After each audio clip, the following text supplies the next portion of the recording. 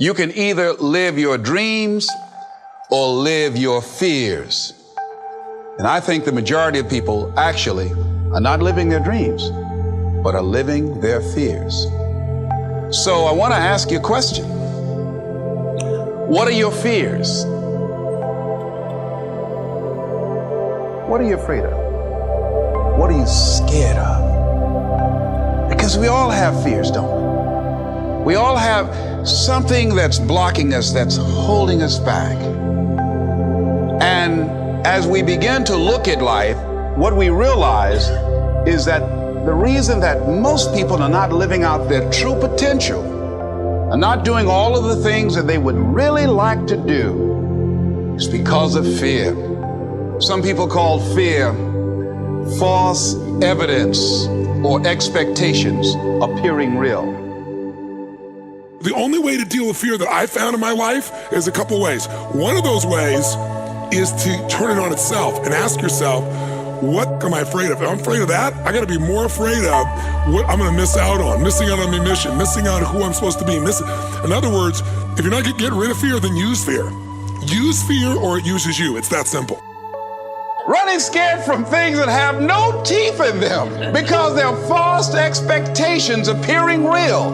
That see, we're brilliant enough to scare ourselves to death. You realize that? And there are some people actually who get a kick out of scaring themselves to death. What are the things that you fear that's been keeping you from living your dream? That's been keeping you from doing some things that you would like to do? Just think about those things. Fear is not real. The only place that fear can exist is in our thoughts of the future. It is a product of our imagination, causing us to fear things that do not at present and may not ever exist. That is near insanity, Qatar.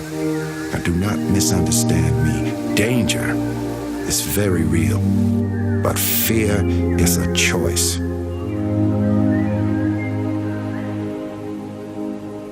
Here I come. Goliath, you might be taller than me, you might be bigger than me, you might be stronger than me, but I'm coming, and I'd rather die trying. I'd rather die going after this dissertation. I'd rather give everything I got. I'd rather give a year. I'd rather put in work and fail. Abraham Maslow said that the life is about growth. And he said, you can either go back to your comfort zone, and there you won't find any growth, or you must be willing to go forward and face your fears again and again and again. Because you're never going to have a fear-free existence. I mean, some fear is acceptable and legitimate. There are some things that you really should be afraid of. Now, you shouldn't allow it to immobilize you. You acknowledge it, you take it into account, and you carry yourself accordingly. There are times that we should proceed with caution. But it's the difference between being stopped by fear. It's the difference between having a fear and the fear having you. So what do? One, acknowledge it. And knowing that it's okay. Don't condemn yourself for being afraid. It's perfectly fine to have some fears. You acknowledge your fears, you embrace those fears, and then you move on. You act on whatever it is that you fear. Because once you embrace it, see, what you resist will persist. What you resist will persist. So one of the most important things is to begin to embrace your fear. The fear of bodily harm, that's legitimate. Now, what do you do during the hard times, Les? Here's what you must do. Number one is you must have faith. Paul said you must have the faith to call forth those things that be not as though they were. Judge not according to appearances.